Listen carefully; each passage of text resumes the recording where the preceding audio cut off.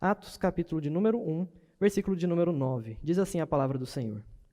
Ditas essas palavras, foi Jesus elevado às alturas, à vista deles, e uma nuvem o encobriu dos seus olhos. E estando eles com os olhos fitos nos céus, enquanto Jesus subia, eis que 2 varões, vestidos de branco, se puseram ao lado deles. E lhes disseram: Varões galileus, por que estáis olhando para as alturas? Esse Jesus, que dentre vós foi assunto ao céu, virá do modo como o viste subir. Vamos orar ao Senhor, pedindo que traga clareza às nossas mentes. Senhor Deus e Pai, nós estamos agora diante da palavra do Senhor, Pai. Peço que o Senhor fale através de mim, como o Senhor já falou, através do estudo dessa palavra, que eu transmita aos meus irmãos a verdadeira esperança, que é o que um dia o Senhor virá, da mesma forma como Cristo um dia foi assunto aos céus. Traga esperança a nós, Pai, nos relembrando dessa data importante, desse acontecimento importante na vida de Jesus Cristo e na vida da igreja também, Pai. É o que te pedimos hoje, no nome de Jesus. Amém. Sem sombra de dúvidas, acho e creio que a ascensão é uma dos acontecimentos da vida de Jesus mais esquecidos pela comunidade cristã, pela igreja. Nós celebramos o Natal, que é a sua encarnação, com festas, temos datas para isso, nos recordamos, fazemos cantatas, nos lembramos da importante momento em que Cristo, o próprio Deus, se fez carne, justamente o próprio Deus se fez carne e habitou entre nós. Também, em alguns dias, nos lembraremos da Páscoa do Senhor, quando esse mesmo Cristo que um dia veio, também morreu por nós, cumpriu a sua missão de resgatar o povo de Deus, morrendo na cruz, e celebramos essa data, e lembramos de sua ressurreição também. Mas a ascensão, muitas vezes, nós deixamos esquecido de lado. Muitas vezes, até nem às vezes acreditamos que Jesus de fato foi erguido aos céus. Alguns de nós, às vezes, até pensamos assim. Mas o fato é que a ascensão é muito importante para a vida cristã. Ela não é só muito importante para a vida cristã, mas é importante para toda a narrativa bíblica. Ela é importante para a nossa compreensão de onde está Jesus, o que ele está fazendo agora, o que ele espera de nós enquanto ele está governando e reinando nos céus. São pouquíssimas vezes que nos recordamos, e como lemos hoje, lá em Lamentações de Jeremias, precisamos voltar para a ascensão, para trazer à memória aquilo que de fato nos traz a esperança. Como disse, esse é um episódio muito importante para toda a Escritura, principalmente para o livro de Atos como um todo. Porque o livro de Atos, como já temos visto, revela de fato a continuidade da obra de Cristo por meio de seu Espírito através dos apóstolos. Ou seja, como vimos, Lucas escreve 2 volumes, como está escrito no versículo de número 1. Ele escreve um volume relatando a missão de Jesus Cristo e a sua vida aqui na Terra. Logo em seguida, então, ele vai escrever um outro livro, um livro que justamente vai narrar as ações agora, não mais de Jesus Cristo fisicamente, mas as suas ações através de seu Espírito, o Espírito Santo, por meio dos seus apóstolos. Então, o livro de Atos vai relatar a missão de Jesus Cristo sendo continuada pelo Espírito de Deus, pelo Espírito Santo, através dos seus apóstolos, que simbolizam e preconizam justamente aqui a igreja, que somos nós, né? Vemos então que Lucas inicia esse segundo livro para mostrar que a história de Jesus ela não acaba com ele indo ao céu. Isso é muito importante para nós entendermos essa narrativa da ascensão. A história de Jesus não acaba com ele no céu e vai voltar a retornar. E só quando ele retornar é que ele volta a ter protagonismo na história humana. Não é assim que a Bíblia quer mostrar para nós. Ela continua, ela tem continuidade. Então, para isso, ele começa mostrando os últimos dias. Lucas se atém no livro de Atos a mostrar os últimos dias de Jesus aqui na Terra. Como ele mesmo diz lá no início do capítulo, ele mostra justamente que durante 40 dias Jesus passou a ensinar coisas concernentes ao reino de Deus, que é uma mensagem extremamente importante na mensagem justamente dessa continuidade da obra de Jesus Cristo. Então, ele passa durante 40 dias ensinando isso aos apóstolos, aos seus discípulos, e ao mesmo tempo mostrando que de fato ele estava ressurreto. Ele comeu com eles, ele conversou com eles, viveu com aqueles apóstolos durante 40 dias, tendo algumas aparições pontuais. Ele não ficava continuamente, mas ele aparecia em alguns momentos, mas não como um fantasma, mas como o próprio Cristo ressurreto, vivo de fato. Então, quando observamos isso, vimos que Jesus gasta tempo com esses apóstolos, ensinando essas coisas e, principalmente, dando uma promessa de que o Espírito Santo viria, de que o Espírito Santo iria capacitá-lo, que o Espírito de Deus iria vir para justamente dar a continuidade a essa obra através desses homens. Então, vemos então que Lucas vai então focar nos últimos momentos, últimos minutos, últimas horas, talvez, de Jesus aqui encarnado na Terra. Ele mostra que no final, depois de um longo período de tempo, os discípulos chegam: Senhor, será este que é o tempo em que restaures o reino a Israel?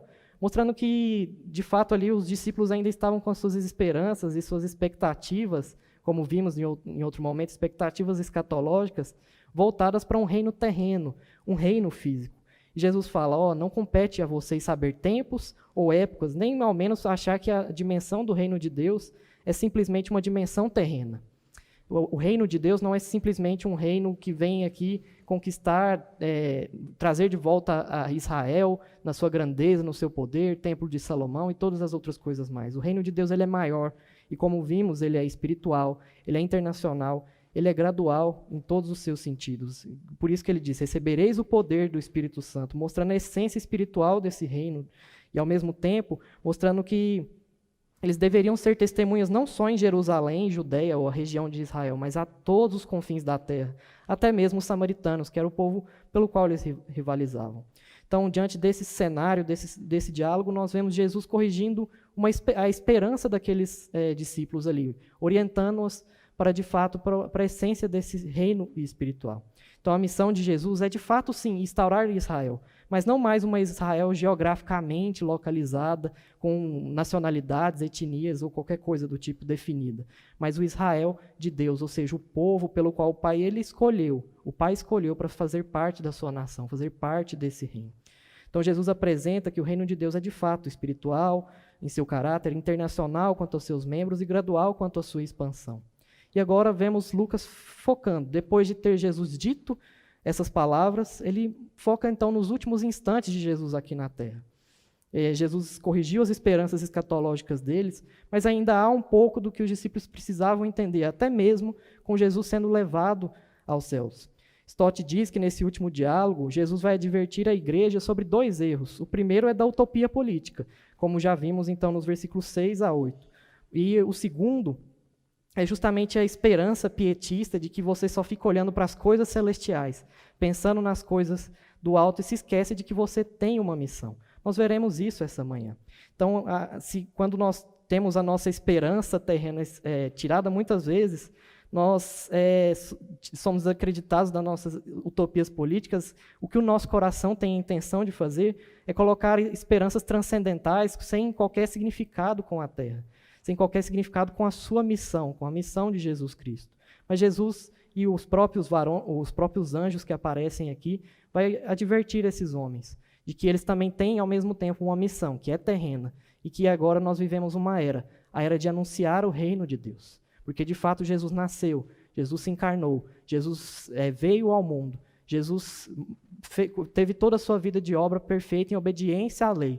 Jesus teve todas essas coisas, mas, ao mesmo tempo, Jesus morreu, ressuscitou, hoje está no céu e hoje esperamos até a sua segunda vinda, e veremos isso antes. Mas antes de irmos aos pontos do sermão, aos 2 pontos que eu quero trazer hoje, precisamos entender que este acontecimento é um acontecimento real. Alguns críticos da Bíblia, tentando negar esses aspectos da realidade dos milagres e dos feitos milagrosos, feitos sobrenaturais, olham para essa passagem e dizem que isso aqui é uma mera linguagem mitológica. Abra sua Bíblia, por exemplo, em Lucas 24, volte algumas páginas na sua Bíblia ou acesse aí onde você se encontra e veja como Lucas vai narrar no seu evangelho esse episódio da ascensão. Lucas, capítulo 24, versículo 50, ele diz assim: Então os levou para Betânia e, erguendo as mãos, os abençoou. Aconteceu que, enquanto os abençoava, ia se retirando deles, sendo elevado para o céu. Então eles, adorando-o, voltaram para Jerusalém, tomados de grande júbilo, e estavam sempre no templo, louvando a Deus. Os críticos da Bíblia tentam comparar, dentro mesmo dos escritos de Lucas, uma certa incoerência, uma certa incongruência que eles alegam ter nesses 2 textos. Veja que em Lucas, ele narra que os discípulos adoram, Jesus os abençoa, não narra nada disso de anjos aparecendo, dos homens boquiabertos ou surpresos com aquele ato que estava acontecendo, e ao mesmo tempo algumas características geográficas do texto. Se você vai no versículo 12 de Atos, você vê. Então voltaram para Jerusalém, do monte chamado Olival. Lá em Lucas vemos que Jesus os leva para Betânia, e aí os críticos vão se aproveitar disso para dizer, tá vendo? A Bíblia não pode ser 100% correta, porque Lucas narra uma coisa em Atos e outra coisa no seu Evangelho. Só que quando nós vamos estudar a geografia da Judéia, a gente vê que o Monte Olival fica na mesma direção de Betânia, no mesmo lado leste de Jerusalém. E, ao mesmo tempo, quando olhamos para o texto de Lucas, nós vemos que o texto não está querendo dizer que foi de fato dentro da cidade, mas os entornos da cidade, próximo à cidade de Betânia. O que não necessariamente significa que, dentro dessa questão, Lucas está cometendo um erro geográfico. É bem provável que Lucas está apontando referências diferentes, mas, de fato, ao mesmo local. Então, dentro da própria Bíblia, a gente observa que Lucas ele tem, sim, significados teológicos que ele quer transmitir, mas esse acontecimento tem que ser encarado de uma forma real.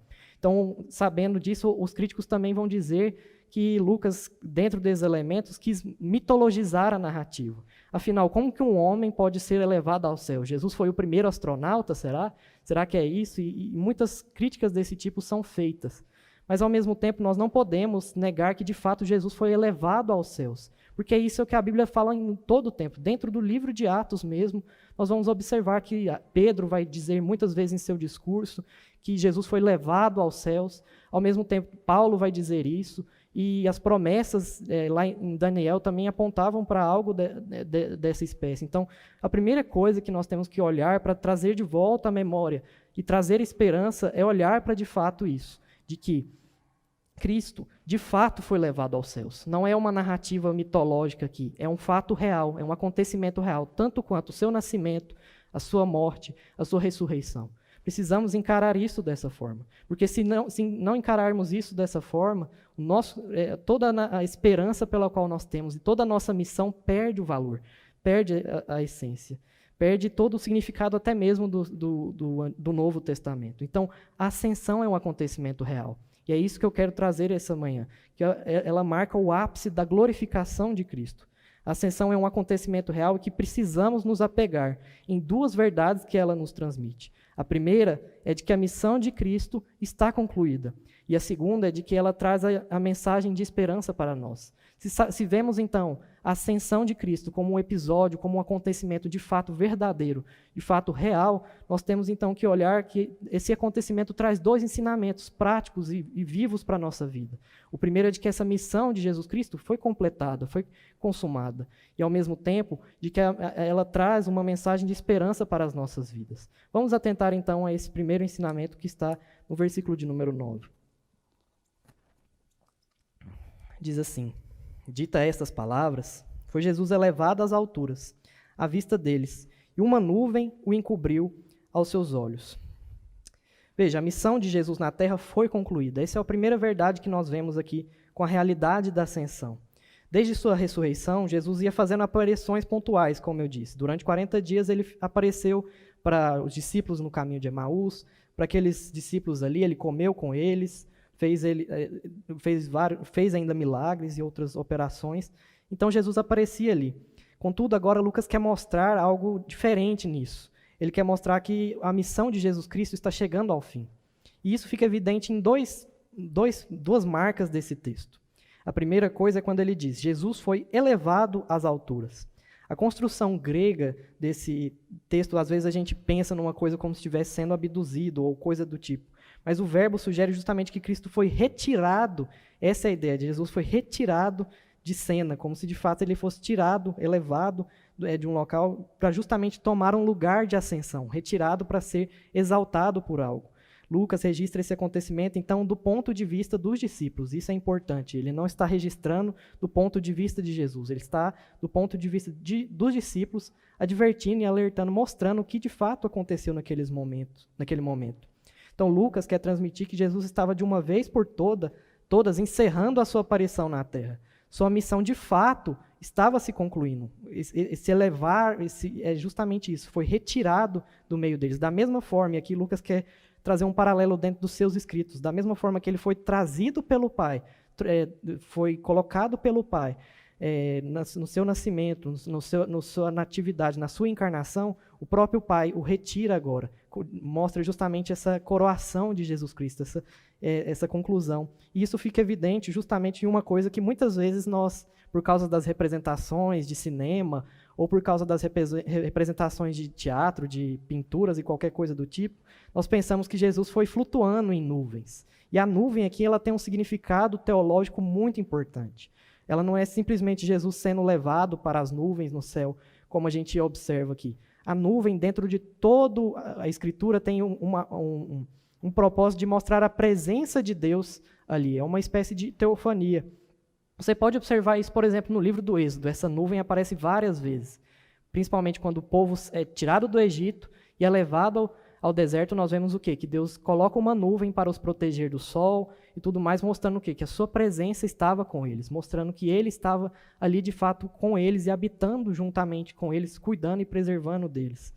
Quando olhamos para o tabernáculo e para o templo, nós vemos, principalmente em Êxodo, capítulo 40, e em outros momentos mais, que quando concluiu a construção do tabernáculo, o próprio Deus vem então numa presença de nuvem, novamente, mostrando que ele estava ali presente, mostrando que ele estava ali habitando no meio do povo. Isso acontece depois novamente em 1 Reis, 8:10, quando o próprio Deus aparece no templo que foi construído por Salomão. Ele inunda aquele templo com uma nuvem e os próprios sacerdotes então precisam sair de dentro daquele templo, mostrando o quê? Que a nuvem ali é uma presença do próprio Deus. E dentro da própria história de Jesus nós percebemos essa presença de Deus. Na transfiguração também, o que encobre Jesus ali naquele momento? É uma nuvem. Uma nuvem envolve e cobre novamente Jesus, mostrando que Deus está novamente ali presente. Então, o que tudo isso significa? Que Jesus não foi levado simplesmente ao céu como um astronauta ou qualquer coisa do tipo. O que Lucas está querendo mostrar principalmente aqui, de fato, Jesus foi levado à presença do Pai. Aqui nós temos a realidade transcendente e imanente se cruzando, juntas uma com a outra, próximas uma da outra, porque, de fato, Cristo vai completar a sua missão sendo exaltado e coroado junto ao Pai. Ele vai se assentar à destra do Pai, à direita do Pai, para justamente governar entre as nações. Então, o F.F. Bruce, quando vai comentar esse texto, ele diz que a transfiguração, a ascensão e a parousia, que é justamente a volta de Jesus Cristo, são 3 manifestações sucessivas da glória divina de Jesus. A nuvem, em cada passo, deve ser entendido como a nuvem que envolve a glória de Deus, o Shekinah. Aquela nuvem que, repousando sobre o tabernáculo mosaico e enchendo o templo de Salomão, era o sinal visível para Israel de que a glória divina havia levado a residir lá. Então, no último momento que os apóstolos viram seu Senhor com uma visão externa, eles receberam uma teofania. Jesus estava envolto na nuvem da presença divina. Ou seja, Jesus aqui completa o que nós chamamos dentro da teologia de glorificação. Jesus, desde sua ressurreição até esse momento, é glorificado pelo Pai. Ele justamente concretiza tudo isso. Então nós vemos que a missão de Jesus é completada aqui, e não é uma missão que se completa em fracasso. Pelo contrário, é uma missão que se completa em glória, em majestade, em triunfo, juntamente com Jesus sendo colocado à destra do Pai para governar. Então Stott vai dizer que a razão para uma ascensão pública e visível certamente é que ele desejava que os discípulos soubessem que ele estava partindo de vez. Ele passou aqueles 40 dias aparecendo, desaparecendo e reaparecendo. Mas esse período havia então terminado. Dessa vez, sua partida era de fato definitiva. Portanto, eles não deviam aguardar uma outra aparição de Jesus. Não deveriam ficar especulando, sendo vasculhadores do céu, analisando pontos geográficos ou qualquer coisa do tipo. Pelo contrário, eles deveriam entender que eles deveriam esperar uma outra pessoa, e essa pessoa é o Espírito Santo, pois o Espírito viria somente após a partida de Jesus. E então os discípulos estariam aptos a dar início à missão no poder que receberiam dele. Veja o quão é importante nós entendermos que a missão de Jesus Cristo foi completada, a sua obra foi completada, e que agora o que nós vamos fazer é, pelo poder do Espírito, anunciar às nações essa missão completada. E é isso que nós vamos então observar, o que esse texto traz para nós, de que precisamos entender que Jesus é levado para a presença do Pai. A mensagem da ascensão mostra que a exaltação de Cristo é iniciada em sua ressurreição e completada em sua ascensão. Isso nós devemos entender, meus irmãos, que a ascensão marca o momento em que a glória em que Cristo é colocado em glória e entronizado à destra do Pai. E o que essa mensagem tem de tão importante em suas aplicações para a nossa vida? Precisamos entender que de seu trono, Jesus governa este mundo, mesmo que o mundo não esteja disposto a ouvi-lo ou a reconhecer a sua soberania. Quando colocar todos os seus inimigos debaixo dos seus pés, como diz lá em 1 Coríntios, capítulo 15, versículo 25, ele entregará o reino ao seu Pai, e o fim terá chegado. Nós precisamos entender que o momento histórico pelo qual nós vivemos agora, meus irmãos, é de Cristo reinando no céu, e nós, como seus embaixadores, anunciando para todas as nações que esse rei vive, que esse rei governa, que esse rei reivindica todas as coisas para ele, que ele reivindica toda a sua autoridade para ele. E é isso que nós temos que guardar a nossa esperança. Cristo está no céu reinando, não está simplesmente ao Pai esperando um momento para vir na história e acabar com ela. Ele está operando através tanto da sua igreja quanto da sua soberania junto ao Pai. Então, essa visão de Cristo sendo levado em glória dentro da mensagem da ascensão impulsionaria, de fato, os discípulos a anunciar que Cristo é o Senhor. Aquela mensagem de Cristo é o Senhor, Jesus é o Senhor, se contraporia justamente às mensagens políticas de sua época, de que César era o Senhor. De fato, quando eles observam essa cena, eles têm a consciência de que Cristo é o Senhor, e não há outro Senhor nessa terra de tamanha importância. Essa mensagem deve nos impulsionar em saber que o nosso Senhor está na mais exaltada glória. Não estamos pregando um Deus morto. Pelo contrário, estamos anunciando um Deus, do qual o seu governo está sobre todas as esferas da realidade, e do qual nós, como igreja, como povo de Deus, temos a responsabilidade de sermos os seus embaixadores. Essa mensagem deve encharcar os nossos corações de esperança. É o que deve nos reviver ou nos trazer, de fato, a alegria nesse momento. Quando a gente observa para o que Lucas registra, a gente vê que os apóstolos eles vão em alegria e adoram o Senhor, porque eles percebem a grandeza da sua realeza. E, ao mesmo tempo, o seu coração se enche de esperança. E essa é a segunda lição, que essa mensagem da ascensão, ela nos traz a verdadeira esperança. Vamos observar isso no versículo 10 e 11.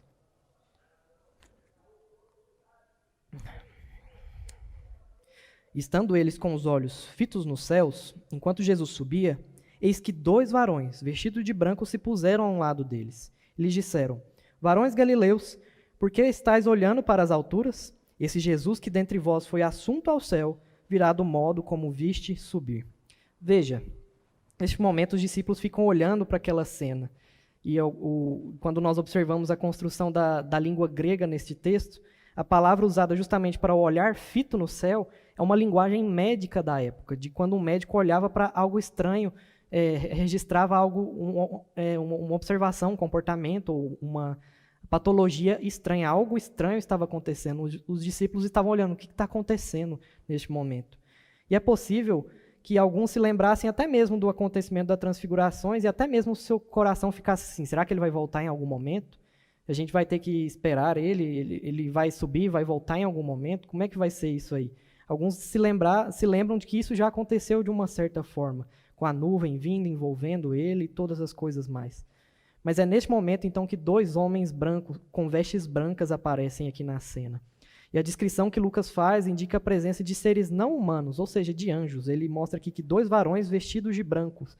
Da mesma forma que ele registra, e outros evangelistas também registraram, que 2 homens aparecem ali de vestes brancas para anunciar que Jesus não estava mais no túmulo. Da mesma forma, eles vêm aqui para anunciar algo. E é interessante que o número de 2 pessoas aqui tem uma importância bíblica também. Quando nós olhamos para o Antigo Testamento, nós observamos que para que uma testemunha tivesse validade, um testemunho fosse válido, era necessário mais do que uma pessoa anunciar. Você observa isso em Deuteronômio 19:15, em Deuteronômio também 17, quando era necessário que, se você fosse testemunhar algum acontecimento, outra pessoa também validasse o seu testemunho ou testemunhasse juntamente com você. Não era aceito uma pessoa só. Em Apocalipse, nós vemos também a figura de 2 testemunhas sendo apresentadas. E o que isso tem de tão importante? É que esses 2 varões indicam que o testemunho que eles vão dar a esses homens aqui é verdadeiro. Estes homens indagam: por que vocês estão aí olhando para o céu? Por que vocês estão olhando dessa forma para o céu? Essa pergunta chama a atenção dos discípulos a não ficarem ali observando e especulando a volta de Jesus Cristo. Eles já haviam sido advertidos quanto a isso. Não fiquem aí vasculhando o céu esperando que ele volte, né, no sentido de que vamos achar alguma coisa assim. Vocês, por enquanto, tenham outra esperança que eu quero anunciar para vocês. Esse Jesus, dentre vós, foi assunto ao céu, virá do mesmo modo como o viste subir. Eles não eram vasculhadores dos céus, os discípulos não deveriam ficar olhando para isso. Mas eles sabiam que o término da sua missão viria justamente com o Jesus voltando em sua majestade. Os discípulos tinham um papel de testemunhas, não de cogitadores e especuladores de coisas celestiais. E essas testemunhas deviam ser motivadas pela verdadeira esperança. Era isso que aqueles anjos queriam trazer àqueles homens, a boa notícia novamente. Eles sempre são os portadores disso. Dentro da história de Jesus, eles anunciam o seu nascimento, anunciam a sua ressurreição, e da mesma forma, eles anunciam a sua volta. Veja que bela mensagem isso para nós hoje, que Cristo não ficará para sempre no céu. Cristo não vai ficar lá envolto nas nuvens, ou com o Pai, ou qualquer coisa do tipo. Ele vai voltar em glória, ele vai retornar. Mas não apenas para um grupo de pessoas como foi quando ele se foi. Ele virá de forma que todo olho verá, como nós cantamos aqui hoje pela manhã, nós vimos isso, de que todo olho verá como um relâmpago que sai do Oriente, cruza até o Ocidente, assim há de ser a vinda do Filho do Homem. Ele virá em majestade, ele virá em glória, e essa mensagem encharca os nossos corações, encharcou os corações dos discípulos de esperança. A mensagem dos anjos traz esperanças aos discípulos, porque agora eles poderiam compreender que Cristo estava reinando à destra do Pai, estava reinando à destra de Deus, mas que um dia ele iria voltar e retornar. Como lá em 1 Coríntios, Paulo diz, que um dia ele vai se juntar e trazer de volta todas as nações. Então, da mesma forma, como os discípulos foram chacoalhados pela mensagem de esperança, nós também devemos ser, meus irmãos. Primeiro, porque Cristo está reinando ao lado do Pai e ele intercede por nós. A ascensão também mostra um verdadeiro significado do papel de Cristo no céu enquanto a história não termina, enquanto o Pai não decide pôr fim na história e reivindicar todo o reino. De que enquanto Cristo está no Pai, ele exerce o seu papel como advogado e intercede por nós. Por isso que nós podemos orar, meus irmãos, confiantes de que nós temos os nossos o perdão dos nossos pecados. Nós podemos ter essa esperança porque Cristo intercede por nós junto ao Pai, à destra do Pai. Ele é o nosso advogado diante do Pai. Ele faz isso em nosso testemunho, porque ele completou toda a sua obra. Ele cumpriu toda a sua missão.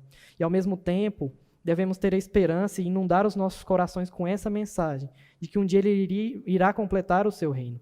Ele voltará e colocará cada coisa no seu devido lugar, cada coisa na sua devida ordem, reivindicando para si o reino, trazendo juízo para aqueles que não se submeteram ao seu reino por amor e trazendo, de fato, a esperança para aqueles que amam e se submetem ao seu reino.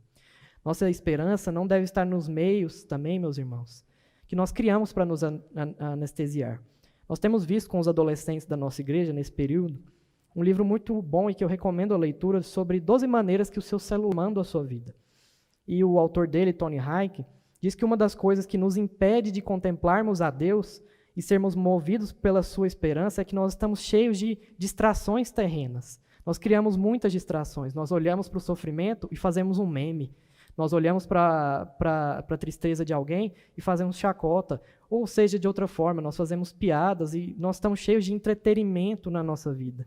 E ele diz que é muito mais fácil nós tweetarmos algo, declararmos algo no Twitter, do que nos chegarmos a Deus em oração. Meus irmãos, se nosso coração tem a esperança de que Cristo voltará sobre toda a terra, nós não podemos ficar nos entorpecendo com distrações. Nós temos que ter a consciência de que estamos em uma missão, a missão que foi inaugurada neste momento aqui, em que Cristo, de fato, é assunto aos céus, envia seu Espírito, logo mais veremos isso no Pentecostes. Enquanto isso, nós temos que anunciar a Cristo em todos os tempos, em todo momento, em toda circunstância. Nós cremos que Cristo voltará, não sabemos o momento. Isso é muito bom, porque Jesus não deixa, em momento algum, hora registrada. Sabemos que vamos ter sinais. Quando ele diz lá em Marcos 13, veja que acontecerão guerras, rumores de guerras, tremores e muitas outras coisas, mas ele sempre diz, e ainda não é o fim. É para que nós olhemos para essas coisas, olhemos para a pandemia e sabemos que a nossa realidade, ela acaba. Um dia nós iremos morrer, nós iremos padecer e que um dia Cristo irá voltar. Mas essas coisas não marcam data e momento, apenas nos advertem que Um dia Deus irá retornar. Um dia ele irá voltar como um justo juiz para julgar toda a nação e colocar fim à história humana. Então, a ascensão de Cristo nos chama a olhar para a verdadeira realidade, nos chama a nos olharmos e vermos que temos uma verdadeira esperança, enquanto muitos tentam colocar a sua esperança em coisas humanas. A nossa esperança já está decretada, a nossa esperança já está declarada, e ela está na volta de Jesus Cristo. E é isso que deve encher o nosso coração de esperança nesses dias. É isso que deve encher o nosso coração de alegria nesses dias, mesmo em meio à dor, em meio à tristeza. É que Cristo irá voltar. E ao mesmo tempo, enquanto nós também temos um advogado, nós temos também a certeza de que se Cristo foi levado ao Pai, nós também seremos levados a habitar e viver das alegrias perpétuas com Deus. A mensagem da ascensão também nos mostra de que mesmo em meio à morte e ao sofrimento, nós temos a garantia de que se Cristo foi colocado à presença do Pai, junto ao Pai, nós também, por causa dele, por causa de sua obra na cruz, também temos essa esperança. Precisamos nos lembrar de que qual que é a nossa única esperança, tanto na vida quanto na morte, é que não pertencemos a nós, mas somos de Jesus Cristo, somos do Pai. E temos essa garantia de que se Cristo está com o Pai, nós também estaremos um dia com Ele. E um dia iremos reinar sobre toda a terra, iremos governar sobre todas as coisas, junto com o Pai. Então, Lucas, em seu evangelho, mostra que esse acontecimento encheu o coração dos discípulos de alegria. E aqui eu quero caminhar para a conclusão dessa exposição nessa manhã. De que quando nós vemos lá no seu evangelho, aqueles discípulos, diante daquele acontecimento milagroso, eles adoram e, ao mesmo tempo, estão alegres, vão alegres, exuberantes.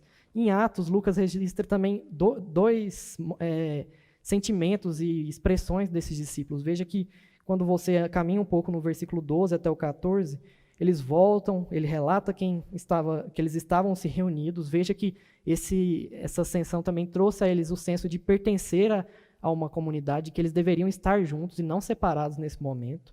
E, ao mesmo tempo, a sua perseverança unanimemente em oração. Veja que, ao mesmo tempo que eles têm alegria, júbilo e adoram a esse Deus, eles estavam juntos, temorosos também. Não um temor de medo e tudo mais, mas um temor de reverência, de consciência, de que essa missão deve, de fato, levá-los a se dobrar perante o Pai. E é isso que nós fazemos quando nos perseveramos juntos em oração ao Pai. Nós estamos, de fato, nos colocando como seus servos, nos colocando como pessoas que reivindicam a sua autoridade, têm consciência de que sem nos comunicarmos com Ele, sem receber as suas instruções, sem receber, de fato, a sua ordenança, e se nos colocarmos na nossa posição, não há como nós darmos sequência à missão. Por isso a oração é tão importante, porque ela nos coloca no nosso devido lugar. E a igreja, mais do que nunca, precisa nesse momento se reunir perseverante em oração, seja de forma individual, nos seus lares, mas principalmente também de forma conjunta. Precisamos orar e interceder pela nossa cidade, como Jeremias também diz quando Israel é levado à Babilônia. Precisamos orar por aqueles que estão próximos junto a nós, porque agora que o filho foi levado, nós temos a certeza de que precisamos depender dia após dia, precisamos temer dia após dia, de que precisamos depender do nosso Rei, depender do nosso Senhor Jesus Cristo. Então, a realidade da ascensão vai encher o nosso coração de alegria, mas ao mesmo tempo também vai encher de temor, de reverência, de adoração, de submissão a esse Pai. Então, como vamos fazer isso? Como vamos encher o nosso coração de alegria e de temor? Como faremos isso? Como aplicar essa mensagem, principalmente nesses dias? A primeira aplicação que eu quero trazer para você, meu irmão, minha irmã, é que você se sujeite alegremente à realeza de Cristo. Volte um pouco a sua Bíblia no livro dos Salmos, capítulo de número 2. E essa mensagem é muito importante, porque você vai se sujeitar, seja de uma forma ou de outra. Veja o que diz o salmista, que é um salmo justamente que aponta para a figura do Messias. Ele diz: porque se enfurecem os gentios e os povos imaginam coisas vãs? Os reis da terra se levantam e os príncipes conspiram contra o Senhor e contra o seu ungido, dizendo: rompemos os seus laços e sacudamos de nós as suas algemas. Ri-se aquele que habita dos céus, o Senhor zomba deles. Na sua ira, a seu tempo lhes há de falar, e no seu furor os confundirá. Eu, porém, constituí o meu rei sobre o meu monte Sião. Proclamarei o decreto do Senhor. Ele me diz: tu és meu filho, eu hoje te gerei. Pede e eu te darei as nações por herança, as extremidades da terra por tua possessão. Com vara de ferro as regerás e as despedaçarás, com vaso de oleiro. Agora, pois, ó reis, sede prudentes, deixai-vos advertir juízes da terra. Servi ao Senhor com temor, e alegrai-vos neles com tremor. Beijai o filho para que se não irrite, e não pereçais no caminho, porque dentro em pouco se inflamará a sua ira. Meu irmão, se você não vai ser dominado pelo amor, de fato, a mensagem da Bíblia nos diz que você irá ser dominado pelo juízo de Deus. Quando vemos esse salmo, nós vemos que o próprio Deus dá autoridade ao Pai, dá autoridade para justamente mostrar, o próprio Deus Pai dá autoridade ao Filho, para justamente governar sobre todos aqueles. E ele ri daqueles que tentam zombar, daqueles que se opõem à sua realeza, daqueles que se opõem à sua majestade. Então, como o John Frame diz, o reino de Deus vai contemplar tanto aqueles que vão sofrer a ira, quanto aqueles que vão ser submetidos pelo amor. Então, nosso coração se alegra quando nós nos sujeitamos a Cristo. Veja como ele diz, beijai o Filho para que não se irrite. Servi ao Senhor com temor e alegrai-vos nele com tremor. Alegre-se no Senhor. Alegre-se no Senhor e deposite a sua confiança nele. Não fique esperando de que as soluções humanas vão pôr fim aos problemas humanos. Pelo contrário, eles vão se atenuar, vão mudar de características. Mas nós cremos em um verdadeiro Deus. Nós cremos em um rei que reivindica autoridade sobre todas as coisas.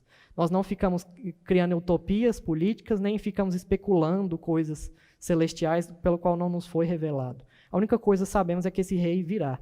E um dia ou ele vai reivindicar a sua autoridade para aqueles que o amam, ou irá exercer o seu juízo diante daqueles que não quiseram se submeter, como diz esse salmo. E esse salmo é muito forte quanto a isso. E a segunda aplicação que eu quero trazer é: apegue-se ao temor que traz esperança. Se tem uma coisa que precisamos nesses dias, meus irmãos, é nos olharmos e sabermos que se Cristo está no céu vivo, encarnado na sua figura humana, ele está lá, nós também um dia iremos estar. Nós também um dia iremos estar junto com eles. Não ponha sua esperança em outra coisa. Não espere que a solução virá de outra coisa. Nós temos a esperança viva e verdadeira. Tem um texto no boletim que eu li hoje pela manhã, do nosso reverendo, muito bom, de um ateu, uma pessoa agnóstica, que olha para uma senhora com uma doença incurável e interminável, e ele se espanta com a crença daquela mulher, com o fervor, com a alegria, com o temor que aquela mulher tinha na fé no seu Deus. É isso que nós devemos fazer, ter fé, mostrar, mesmo que a situação esteja complicada, mesmo que a situação esteja difícil, nós devemos nos apegar àquilo que traz esperança. Seu temor irá levá-lo, de fato, à verdadeira esperança. Se sujeite a Deus, ore, faça os cultos domésticos, não deixe de estar próximo aos seus irmãos, comunique, ligue uns para os outros. Essas coisas são meios da gente mantermos coesos nesse período também. E apegue-se em oração. Apegue-se em oração. Esses discípulos ainda estavam sem a presença do Espírito. E eles não ficam lá esperando, jogando, se entretendo, trocando figurinhas enquanto o Espírito Santo não vinha. Não, eles se prepararam em oração, eles se submeteram. A gente verá isso mais à frente. Mas eu quero terminar aqui com uma pequena ilustração de Tolkien no livro Senhor dos Anéis. Talvez você conheça bem esse livro ou viu alguma parte do filme. Mas é interessante como ele mostra lá que o caos na Terra-média, que é o mundo lá que ele cria, iria acabar quando um homem se assentasse no trono de Gordon. E a raça dos homens reinaria mais uma vez. Meus irmãos, é isso que também acontece na nossa vida. Quando Cristo hoje está exercendo essa realeza. Cristo hoje se assentou a esse trono que exerce o domínio que foi feito para nós, lá como está descrito em Gênesis 1, 28, que ele sujeita toda a criação. E é por causa da ascensão de Cristo que nós sabemos que a encarnação continua. A humanidade de Cristo vive no céu, o Espírito vive em nosso coração, e um ser humano divino e de carne governa o universo à destra do Pai. Que nós guardemos essa mensagem no nosso coração, meus irmãos. Vamos orar, nos sujeitar ao nosso Deus neste momento.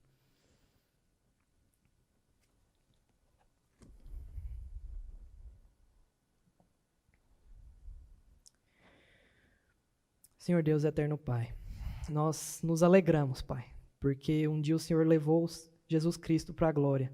O Senhor completou toda a missão na obra de Jesus Cristo. Nós somos eternamente gratos por isso, Pai. Nosso coração se alegra em saber que o nosso Redentor vive, que o nosso Redentor está intercedendo por nós nesse momento, Pai. Nós pedimos, Pai, que a cada dia mais, nesse cenário, o Senhor nos traga de volta a verdadeira esperança, que é entender que Cristo governa, Cristo reina, e que um dia iremos governar juntamente com Ele. Que um dia iremos ser seus servos, servos que se alegram, se submetem humildemente ao seu amor e ao seu cuidado, Pai. Pedimos para que o Senhor nos guarde das tentações, das distrações que tentam nos aliviar da dor do momento. Que o Senhor nos guarde do sofrimento que nos traz desesperança e muitas vezes nos leva para longe do Senhor, Pai. Guarde meus irmãos, Pai. Guarde toda a sua igreja, Pai. Guarde a Igreja Presbiteriana Bereia, Pai. Peço também pelos nossos missionários que estão neste momento também, mundo afora, anunciando o Senhor, Pai. Nós glorificamos e a pedido do nosso próprio irmão, o reverendo André, que se alegrou muito em saber que terá mais um filho, nós pedimos a bênção do Senhor sobre essa família. Peço a bênção do Senhor sobre a vida do reverendo Daniel lá no Japão, também do reverendo Domingos, do reverendo Jorge e tantos outros, Pai, que estão mundo afora anunciando o Teu Evangelho. Guarde eles, Pai, guarde para que eles também tenham sempre a esperança de que, assim como o Senhor veio, um dia o Senhor retornará também, Pai, e todo olho verá, todo olho contemplará, Pai, que o Senhor é de fato o nosso Rei, Pai. Nos ajude a viver isso, é o que te pedimos, no nome do Teu Filho amado Jesus Cristo, que intercede por nós nessa hora, Pai. Amém.